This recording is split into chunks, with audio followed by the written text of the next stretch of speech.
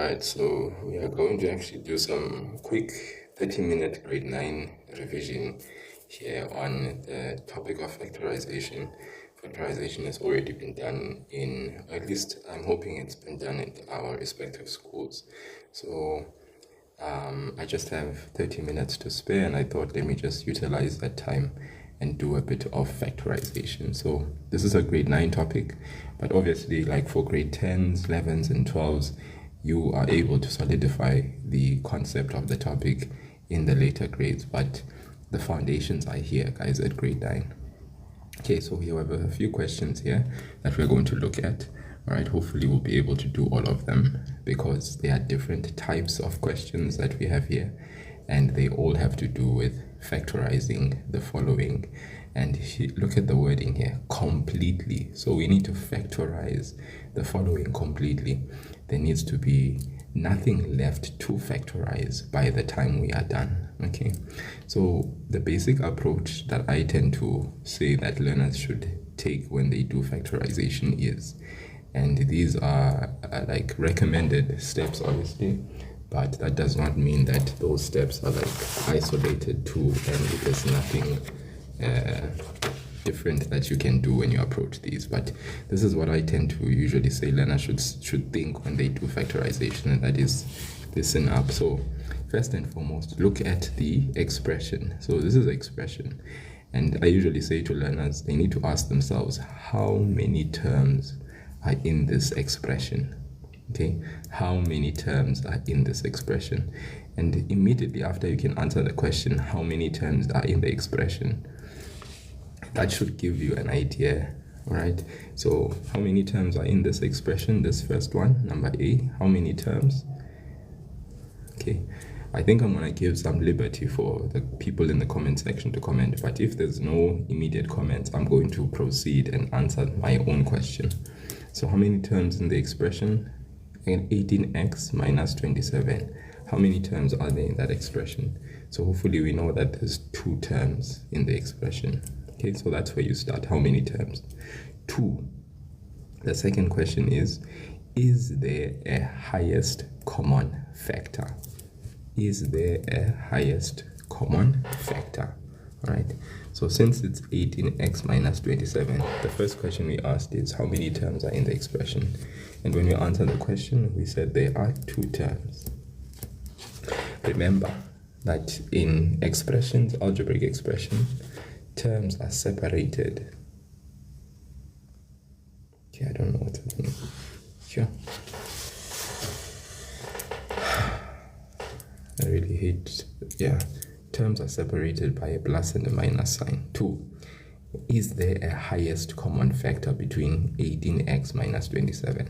So usually when I ask my learners, is there a highest common factor, I usually say to them, they need to look at the highest common factor and take out the highest common factor 1, the sign, the highest common factor what? Number, and the highest common factor what? Letter or variable. That's what I usually tell my learners, that they need to take out the highest common factor, sign, number, and letter. So if you go to your expression, the first term's sign is always your highest common factor. Okay. Yo guys, I don't know what is happening with this one. So your first term sign is always the sign that you take out for your highest common factor. So if you come here, 18x is positive. So when we take out our highest common factor sign, we are going to take out a positive sign. That's very important. Okay. Then highest common factor number. Now we need to ask ourselves, what is the highest common factor between 18 and 27? So between 18 and 27, what is the biggest number that goes into 18 and 27 without leaving a remainder? All right, that's your highest common factor. And of course, you guys learned methods on how to find the highest common factor in lower grades. So the highest common factor between 18 and 27 is definitely going to be the number 3. No, of course it's not 3, right? Okay, so here's the thing. To avoid guessing, these numbers, we have to probably practically go ahead and find the highest common factor. Now in grade 9, you guys learned about how to prime factorize two numbers, okay, and find the highest common factor in that way. In earlier grades, you guys learned how to list factors of numbers and then identify the highest common factor. So if we go to 18, what are numbers that go into 18? We have 1, which goes into 18 how many times? 18 times. We have 2 that goes into 18 how many times? 9 times. We have 3 that goes into 18 how many times? 6 times. And these are the factors of 18. What about 27? We have 1 that goes into 27 how many times? 27 times. We have 3 that goes into 27 how many times? 9 times. Okay, and there's no other numbers that are factors of 27. So in grade 7 and 8, you should have learned how to list factors. So we have 18, these are the factors of 18. We have 27, these are the factors of 27. And what you would then do is you would identify the biggest number that is common for both of the numbers 18 and 27. So 9 is the highest common factor between 18 and 27. So that's the highest common factor number. It is 9. And then lastly, how do you identify the highest common factor letter or variable? We always choose the common base with the lowest exponent. The common base with the lowest exponent.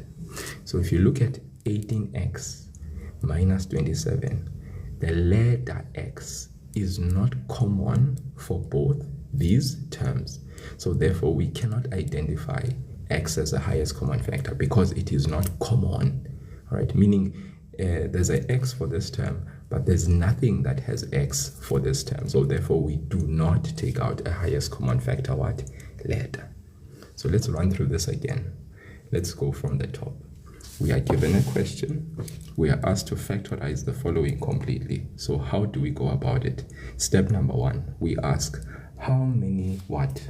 How many terms are in this expression? So we answer there are 2 terms. Then question number 2, is there a highest common factor between 18x and 27? Yes, there is. But how do we identify highest common factor? When we identify highest common factor, we look at 3 things. We look at identifying 1, the highest common factor sign. What is that? Highest common factor sign, we always look at the first term of our expression, and whatever the sign of that first term is, we take that out as our highest common factor. 2, we identify the highest common factor number. So between 18 and 27, what is the highest common factor? What is the number that goes into 18 and 27 without leaving a remainder? The highest number that goes into 18 and 27, right? And clearly, guys, we were able to look at that. And then lastly, what is our highest common factor letter? In other words, what is the variable or the letter of the alphabet that is common for both the terms and has the lowest exponent? Okay, so what we do is we take out the highest common factor. So we can clearly see that for 18x minus 27, the highest common factor sign is going to be a positive sign. The highest common factor number between 18 and 27, remember we identified the factors of 18, all of them. We identified the factors of 27, all of them. And we found that 9 is the number that goes into 27, which is the highest. Yes, there is 1, but 1 is not the highest number that goes into 27. It's common for both these numbers. 3 is also common for both 18 and 27, but 9 is the highest number that goes into 18 and 27 without leaving a remainder. So our highest common factor is positive 9, and then we look for the letter. Is the letter common? Do we have a common base with a lowest exponent? Meaning, if we look at the terms, two of them, is this letter x common for both these letters? And the answer is no. So therefore, there is no highest common factor letter.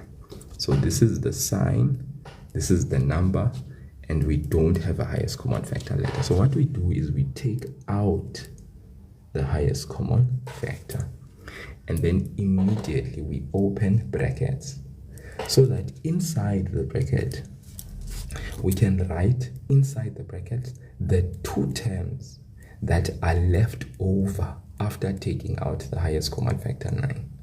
So then the question is, what is left over inside the bracket? Now guys, since we took out a positive number, one thing we should rest assured about is that the signs of the terms inside the bracket won't change. So we had a negative sign in between these two terms. So that means we're still going to have a negative sign for the two terms inside the bracket.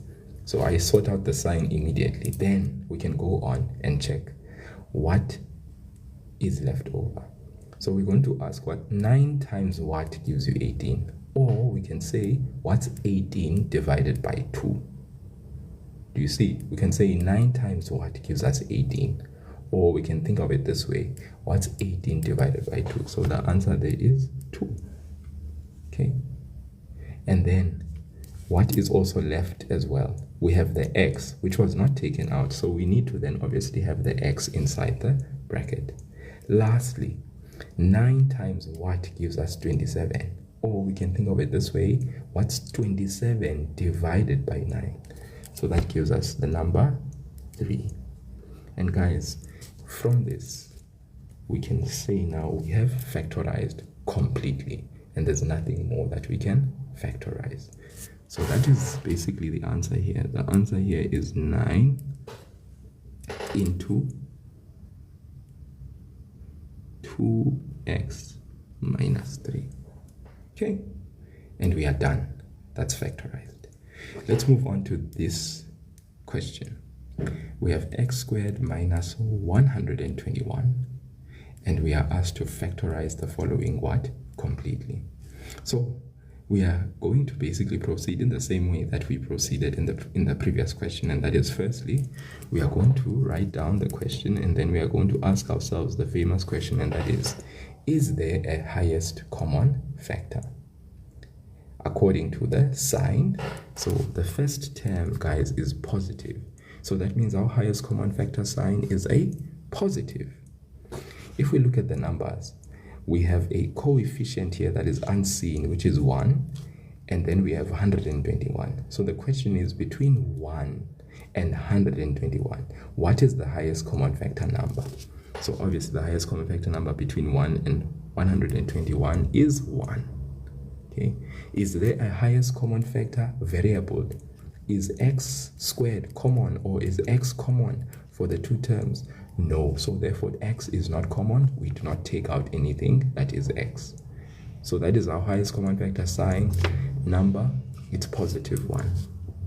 We open two brackets. We write x squared minus 121, because 1 times what gives us x squared? It's x squared. 1 times what gives us negative 121? It's negative 121. Now, as you can see here, inside the brackets, after having taken out the highest common factor and done highest common factor factorization, it seems like we have another type of factorization inside the bracket that we need to be aware of, and that is, inside the bracket, we have this here, which is a negative sign. This is a difference. Okay, difference. X squared is what we call a perfect square. A perfect square variable. All right, in that, what is a perfect square variable? A perfect square variable, guys, is a variable that is raised to an even exponent. Okay, so this is called a perfect square variable because this is a variable that is raised to an even exponent. Any variable raised to an even number exponent is called a perfect square variable. 121 is called a perfect square number. Why? Because 121 is formed by multiplying a particular natural number by itself.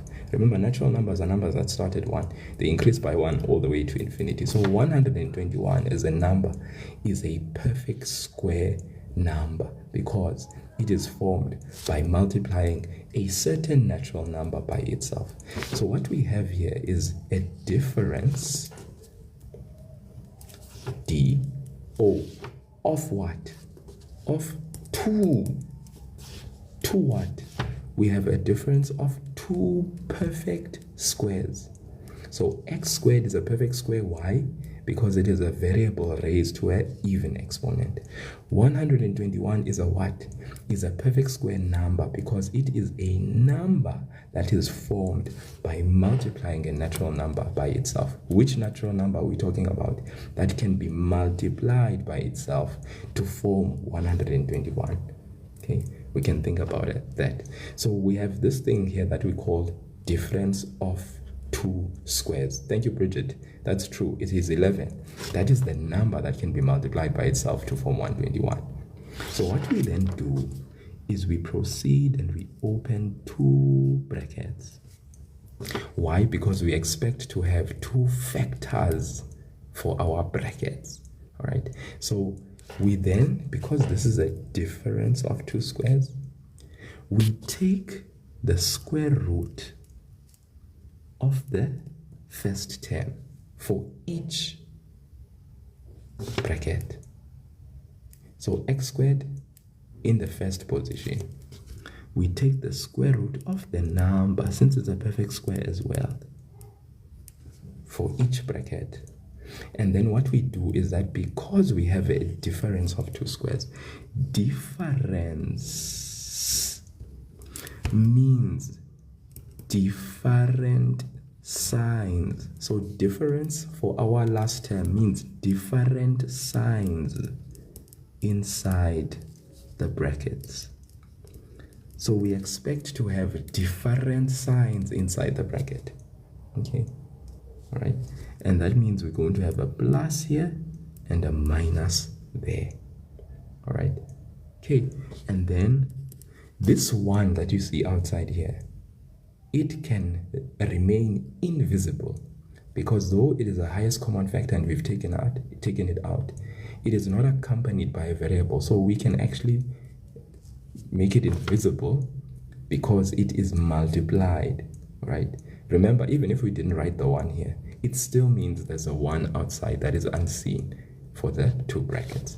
Then what is the square root of x squared? Guys, remember in grade 8, the square root of x squared, remember when you want to calculate such, you remove the square root. And what you do when you remove the square root, you basically take this 2, it remains in the numerator, and then because you're saying the square root, you divide this 2 by another 2. All right, remember if it was, let's say, the cube root, what you would say is you'd say x to the power, you remove the cube root by saying 2 divided by 3. So whatever the root is, you divide by it. So because it is the square root, we're going to divide by 2. If it was the cube root, we would remove the cube root and take the 2 which is in the numerator divided by 3. So what's 2 divided by 2? Guys, it is 1. So basically the answer here is x. So that means for each bracket, we are going to have x as our first term for each bracket, followed by, there's going to be a plus and a minus sign, because remember, a difference means different signs inside our bracket. And then what's the square root of 121? You guys said it. It is 11. And there we go. Okay, there we go. That's the answer. We have just factorized a difference of 2 perfect squares. And please guys, if you look at the method again, all right, for grade 9s, because this is still the beginning of us learning these concepts, first step we did is we asked how many terms are in the expression. We then said there are 2 terms. Then the second question, is there a highest common factor? We found that it is 1. We take it out.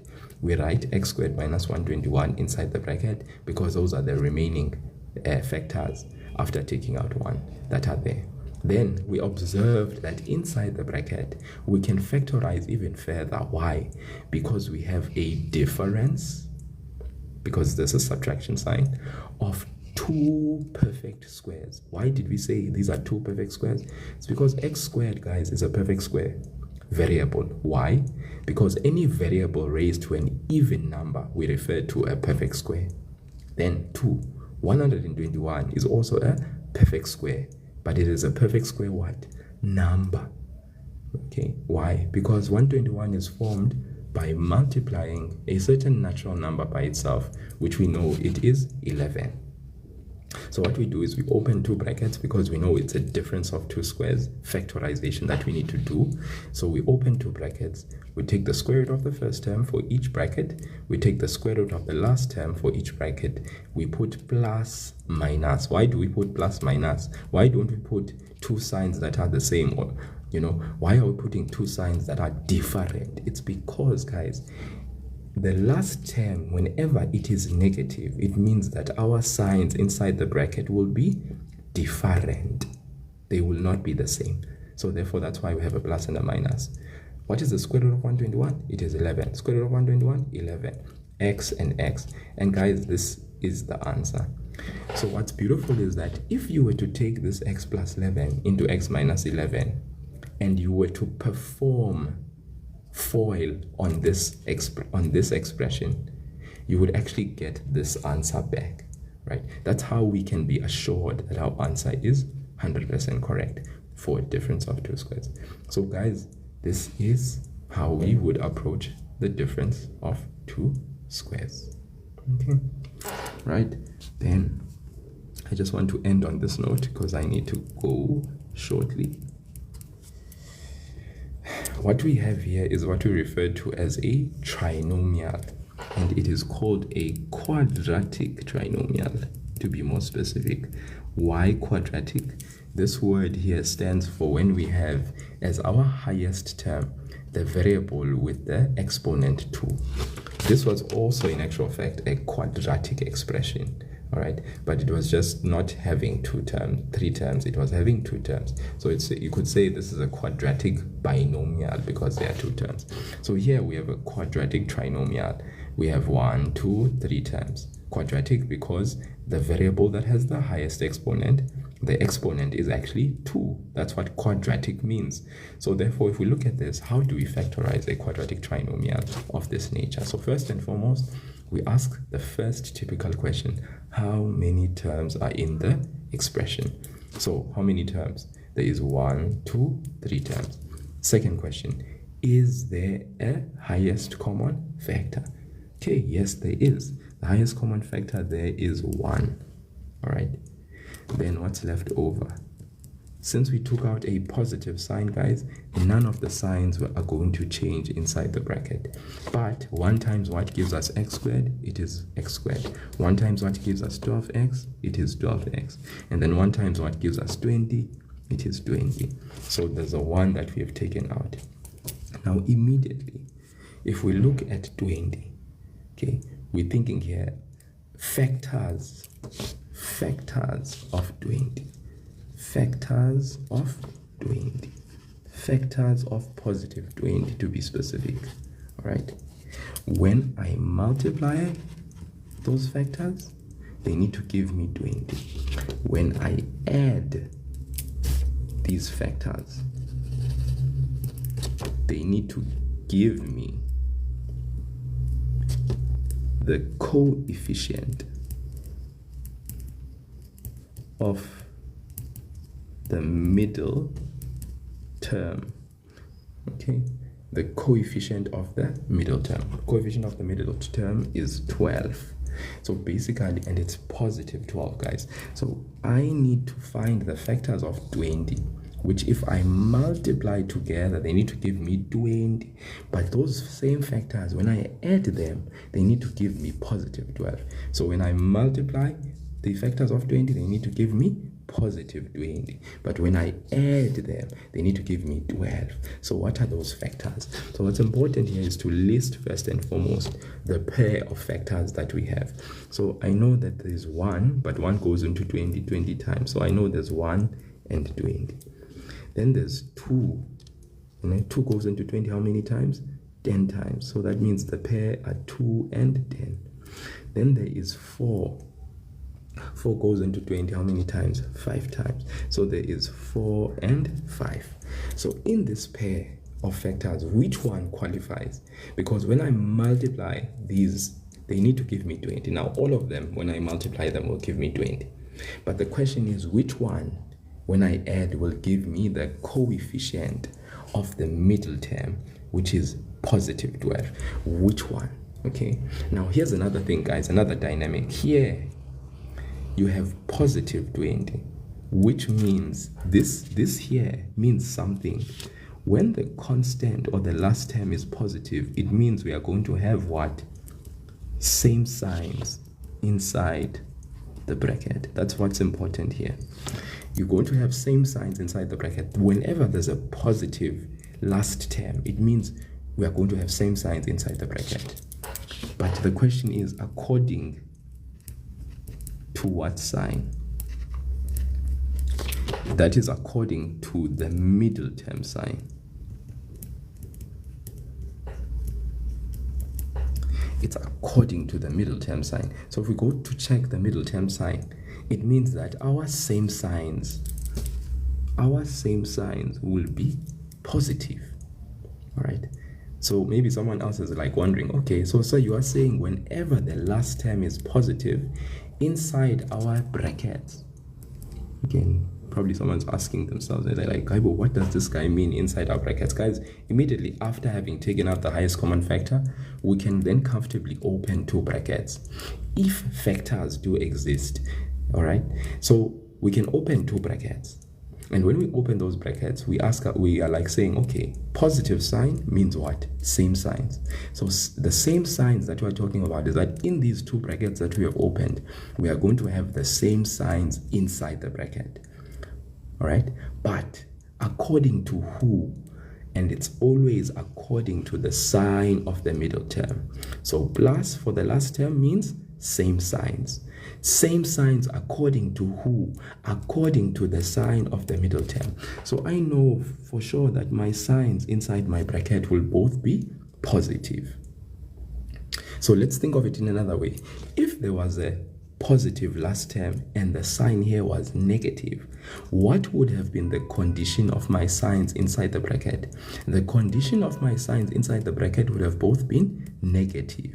Okay, so plus for our last term means same signs. So if our constant last term is positive, we know that positive means same signs inside the bracket. And the question is according to who? According to the sign of the middle term. So we know that's plus, positive, and positive. X squared, guys, x squared is formed by x and x. So we have no problem there because x times x will give us x squared. Now remember what I said about 20. I said we needed to find the factors of 20, which when we multiply these factors, we get 20. When we add them, we get positive 12. So what we know for a fact is that if we look at the pair of factors, here you are about to choose the wife of your dreams. You are about to choose the partner of your dreams. Which one will you choose? They are all inside. You are going to choose a particular pair. This pair needs to, when you choose it, when you multiply, you need to get the last term. When you add, you need to get the coefficient of the middle term, which is 12. So which one works? Is it 1 and 20? Is it 2 and 10? Is it 4 and 5? So I'm sure you guys can see that 1 and 20 won't work because 1 plus 20 gives you 21. Is 21 12? No. What about 4 and 5? 4 and 5 together, when you add them, you get 9. Is this 9? No. What about 2 and 10? 2 plus 10 gives us 12. Okay, so this one works. So that means my factors that I write inside the bracket will be 2 and 10. And guys, that's it. I've just factorized my trinomial. So all in all, what I'm saying here is that there is meaning behind when there is a constant term that is positive inside our bracket. But we need to first start there at the place where we take out the highest common factor first. After taking out the highest common factor, we then represent our trinomial inside the bracket. Then we factorize, opening two brackets. We look at what is inside the bracket and we proceed and ask, all right, what does positive for the last term mean? It means same signs. According to who? According to the middle term. So that means we're going to have a positive and a positive. What are the factors of 20 which when we multiply give us 20, but when we add them together they give us positive 12? So we saw our factors. The only factors we have 1 and 20, 2 and 10, 4 and 5. So we choose which one. It's 2 and 10 that works, because when we add 2 and 10 we get 12. So we'll populate our two brackets with 2 and 10 for our last term in each bracket. And then how to get x squared? It's x and x. You see this one? It is still there, guys, just unseen, but it is there, ever present. So that is how we factorize a trinomial. Guys, thank you so much. That was it for today. I'll have another session tomorrow. We'll pick up where we left off, same time, 6:30 to glorious 7. Cheers, guys. It was good.